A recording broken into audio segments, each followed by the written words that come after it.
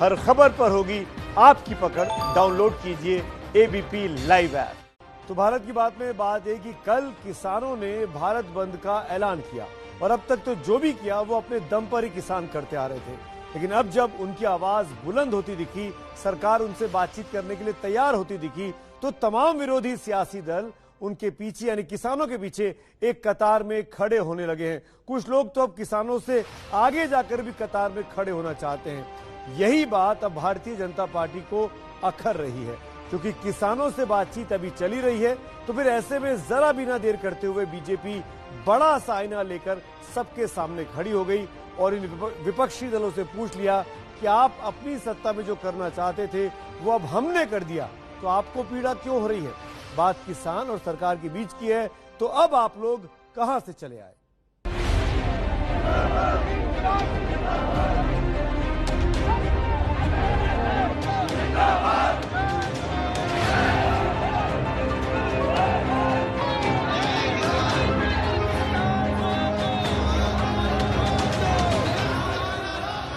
लड़ाई में कोई प्रशासन होना पड़ता है। 8 तारीख को पूर्ण भारत बंद होगा। 8 तारीख को हम भारत बंद करें, 9 को हमारी फिर आपसे मीटिंग है, फाइनल मीटिंग करेंगे। उसके बाद हम आपसे मीटिंग भी नहीं करने वाले। पूरा बंद का समर्थन है। हमारे दुकानदार भाई, हमारे आड़तीय भाई, कोई छोटा व्यापारी, रेडी फड़ी वाला भी उसमें शामिल हो रहा है।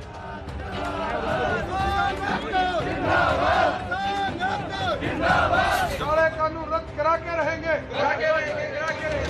दिल्ली जाने वाला कोई भी रास्ता, सिंगल रास्ता नहीं बचेगा। कल भारत बंद ही नहीं, हम लंबे समय तक हमारी मांगों को लेकर जब तक बैठे रहेंगे, जब तक मोदी सरकार झुक नहीं जाती। तो किसानों के भारत बंद का ऐलान है।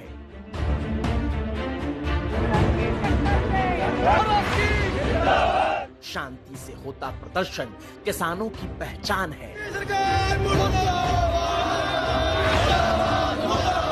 मोदी सरकार मुर्दाबाद। लगातार 12वें दिन दिल्ली बनी किसान प्रदर्शन का मैदान है।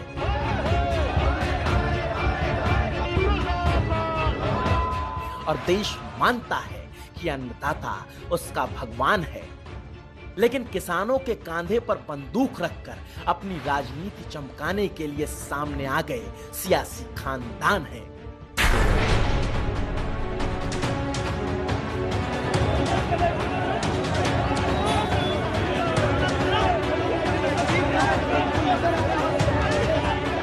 और किसानों के भारत बंद से इतर एक सच ये हो चला है कि अब किसानों की मंडी में नेता अपना अपना सियासी माल बेचने निकल पड़े हैं। कांग्रेस से लेकर केजरीवाल तक, एसपी से लेकर एनसीपी तक, हर किसी में किसानों का हितैषी बनने की मानो होड़ सी लग गई है। तमाम किसान बैठे हैं जिनसे अरविंद केजरीवाल मिल रहे हैं दिल्ली सरकार की ओर से। यहाँ पर किसानों के लिए जो इंतजामात किए गए हैं उसका जायजा मुख्यमंत्री ने लिया। दिल्ली सरकार की ओर से यहाँ पे दिल्ली जल बोर्ड के टैंकर पानी के लिए लगाए गए हैं, बायो टॉयलेट की व्यवस्था की गई है। इसके साथ ही खाने पीने का सामान जो है वो भी बांटा जा रहा है। और इस बीच आज आंदोलन का 12वां दिन है। कल भारत बंद का आह्वान किया गया है और मुख्यमंत्री आज यहाँ पर तमाम किसानों से मिलने पहुंचे हैं, इंतजामों का जायजा लेने पहुंचे हैं। उनके साथ उनकी पूरी कैबिनेट भी इस समय मौजूद है। सबसे पहले हम किसानों की सभी मांगों का समर्थन करते हैं। किसानों का मुद्दा और किसानों का जो संघर्ष है वो बिल्कुल जायज है। शुरू से हम पूरी तरह से, मेरी सरकार और हमारी पार्टी किसानों के इस संघर्ष में साथ रहे हैं। और कुछ इस तरह से पूरे दल बल के साथ दिल्ली के सीएम अरविंद केजरीवाल किसानों के बीच दिल्ली के सिंघू बॉर्डर पर गए। कांग्रेस के सांसद दिल्ली में ही धरने पर बैठ गए तो लखनऊ में पूर्व सीएम अखिलेश यादव किसानों के समर्थन में प्रदर्शन की राह पर चल पड़े और हिरासत में भी लिए गए। समाजवादी पार्टी के राष्ट्रीय अध्यक्ष अखिलेश यादव को हिरासत में लिया गया है।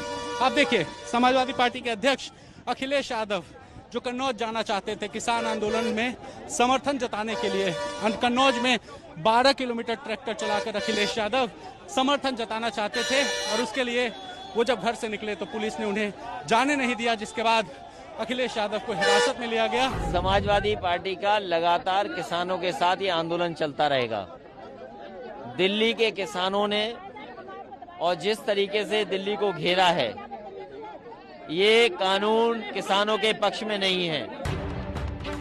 यानी किसानों के जोर के आगे सियासत चहुओर चल पड़ी है और सियासत ने जब जोर पकड़ना शुरू किया तो भला दिल्ली के राहुल गांधी कहां चुप रहने वाले थे। सड़क पर संघर्ष करते किसानों के साथ दिखे तो नहीं, अलबत्ता सबसे सुलभ साधन ट्विटर पर ट्वीट कर लिखा, 8 दिसंबर को किसान क्रांति के समर्थन में शांतिपूर्ण भारत बंद है, इसका हम पूर्ण रूप से समर्थन करते हैं। देश के अन्नदाता से अत्याचार और अन्याय असहनीय है। अदानी अंबानी कृषि कानून वापस लो। यानी सड़क पर किसान अपनी जमीन के लिए लड़ाई लड़ रहा है तो वहीं नेता ट्विटर पर ट्वीट कर किसानों के आश्रय अपनी खोई हुई सियासी जमीन तलाशने में जुट गए हैं। और ये तो वही हाल हो गया कि जंग में कत्ल सिपाही होंगे, सुरखरू जिल्ले इलाही होंगे। लेकिन किसानों ने भी साफ कर दिया कि ये वाली सियासत नहीं चलने देंगे, ये वाली सियासत को भाव नहीं देंगे, क्योंकि किसानों की अगुवाई कर रहे और सरकार की मीटिंगों में हिस्सा ले चुके किसान नेता कुलदीप सिंह की बातों को जरा ध्यान से सुनिए। तमाम विरोधी दलों के चाल चरित्र और चेहरे का अंदाजा लगाने में आसानी होगी। 8 तारीख को पूर्ण भारत बंद होगा। उसमें सुबह से लेके कोई सब्जी मंडी, कोई दुकान, जिसमें हमारे को पंजाब से मैसेज आ चुका है, बाकी स्टेटों में से भी आ रहा है, पूरा बंद का समर्थन है। हमारे दुकानदार भाई, हमारे आड़तीये भाई, कोई छोटा व्यापारी, रेडी फड़ी वाला भी उसमें शामिल हो रहा है। शांतिपूर्वक चल रहा है। यहाँ से आज 12वां दिन दाखिल हो गया, कोई घटना नहीं हुई। पंजाब में भी और यहाँ भी पूरा धरना शांतिपूर्वक चल रहा है। राजनीतिक पार्टियां हैं, हमारी जो किसान संयुक्त मोर्चा जहां स्टेज चल रही है, वो एज ए किसान बन के हमारे पब्लिक के बीच में शामिल हो सकते हैं। किसी भी राजनीतिक पार्टी या किसी मुख्यमंत्री को भी, किसी देश के किसी भी राज्य के मुख्यमंत्री को इस स्टेज से बोलने नहीं दिया जाएगा। किसी को राजनीति नहीं करने देंगे। 70 साल से ये राजनीतिक लोग किसानों को बुद्धू बना के राजनीति कर रहे हैं। अब किसान जाग चुका है। यानी साफ है कि किसानों को पता है कि अब तक नेताओं ने किस तरह से उनके विश्वास के साथ छल किया है, और वो साफ कहते हैं कि किसी भी नेता को अपने मंच पर जगह नहीं देंगे, वो किसी को भी भाव नहीं देंगे। लेकिन इसके बावजूद विरोधी पार्टियों में बरबहस किसानों का हितैषी बनने की होड़ सी लग गई तो फिर सरकार से भी रहा नहीं गया और सरकार की तरफ से मोर्चा लेते हुए केंद्रीय मंत्री रविशंकर प्रसाद ने हर किसी के दोहरे चरित्र को बारी बारी से बेनकाब करना शुरू कर दिया। और इस कड़ी में पहला नंबर कांग्रेस का ही रहा। देखिए, कांग्रेस पार्टी का 2019 के चुनाव का मैनिफेस्टो था। पूर्व में एक बार हल्की चर्चा हुई है। ये देखिए, इन्होंने साफ कहा है अपने पेज नंबर 17 अपने चुनाव घोषणा पर का point number 11, page number 17 point number 11 क्या कहा? Congress will repeal the agriculture produce market committee act and make trade in agriculture produce including exports and inter state trade free from all restriction. Congress party agriculture produce market act जो मंडी चलाते हैं उसको समाप्त करेगी और किसानों को अपने फसलों के आयात, निर्यात और व्यापार पर सारे बंधनों से मुक्त करेगी। और इसी को लेकर सरकार पूछ रही है कि जो संशोधन कांग्रेस करना चाहती थी वो हमने कर दिया तो क्या दिक्कत हो रही है? ये कांग्रेस का दोहरा चरित्र नहीं तो और क्या है? और तो और 2 दिन से सुर्खियों में आए पूर्व कृषि मंत्री और एनसीपी के सर्वेसर्वा शरद पवार की चिट्ठी को दिखाकर ये भी पूछ रही है कि जब खुद सत्ता में थे तब कृषि क्षेत्र में निजी निवेश की वकालत करते थे, तो अब क्या सिर्फ विरोध के वास्ते विरोध कर रहे हैं? जब वो देश के कृषि और उपभोक्ता मामलों के मंत्री थे, एग्रीकल्चर एंड कंज्यूमर अफेयर्स, तो देश के सारे मुख्यमंत्रियों को चिट्ठी लिखी। मंडी एक्ट में बदलाव जरूरी है, प्राइवेट सेक्टर का आना जरूरी है, किसानों को कहीं मंडी में बेचने का अवसर मिलना चाहिए, ये सब इसमें लिखा हुआ है और ये सब इसमें भी लिखा हुआ है। और मजे की बात तो यह है कि जब संसद में किसानों से जुड़े कानून पेश हुए थे तब भी मुखर तौर पर एनसीपी ने बिल का विरोध नहीं किया था, लेकिन जब किसानों ने भारत बंद का ऐलान किया तो शरद पवार अपनी सियासत के वास्ते खुलकर सामने आ गए। लेकिन जब बीजेपी ने चिट्ठी दिखाकर करारा वार किया तो बैकफुट पर खड़े शरद पवार के बचाव में समूचा महाराष्ट्र गठबंधन चला आया। शरद पवार साहब ने भी 10 साल पहले कुछ खत लिखा होगा उस बारे में, हाँ, लेकिन अब लोग नहीं चाहते। लोगों की मानसिकता अलग है। लोगों को लगता है उनके साथ छल कपट है, उनके साथ चीटिंग है। हमारी नीयत मंडी खत्म करना नहीं थी, हमारी नीयत एमएसपी खत्म करना नहीं थी, हमारी नीयत पब्लिक प्रोक्योरमेंट खत्म करना नहीं थी। पवार जी के चिट्ठी में इन एपीएमसी के एक्ट में सुधार करना चाहिए, ये है, मगर ये उन्होंने एपीएमसी का भविष्य क्या है वो इस चिट्ठी में और इस बिल का कोई तालमेल नहीं है, इसलिए ये गलत तरह से उस चिट्ठी को आज उपयोग किया जा रहा है।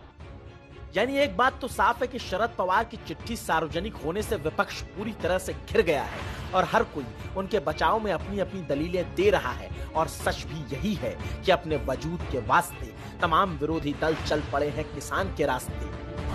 और Congress, AAP, NCP, SP, RJD, BSP, Shiv Sena, TMC, TRS, DMK समेत 13 विपक्षी दलों ने किसानों के भारत बंद का समर्थन किया है, जिसको ध्यान में रखकर गृह मंत्रालय ने राज्यों को भारत बंद को लेकर एडवाइजरी जारी की है। सुरक्षा व्यवस्था को मजबूती से बनाए रखने का निर्देश दिए गए हैं। और इसी कड़ी में उत्तर प्रदेश में विरोध प्रदर्शन की तैयारी करते तमाम समाजवादी पार्टी नेताओं को आज से ही नजरबंद किया जाने लगा है। और खुद सीएम योगी ने मोर्चा संभालते हुए कह दिया, विपक्षी दल किसानों को गुमराह करना बंद करें।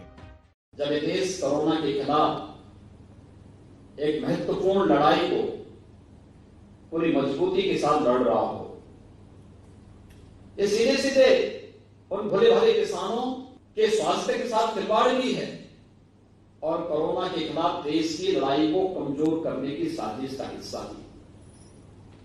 कांग्रेस पार्टी को और उन सभी राजनीतिक दलों को जो पहले इसका समर्थन करते थे, अलग अलग स्टेजेस पे इन्होंने समर्थन किया और आज वे लोग भारत बंद का समर्थन करके अव्यवस्था और अराजकता फैलाने का जो कुत्सित चेष्टा कर रहे हैं, उन सबको देश की जनता से माफी मांगनी चाहिए।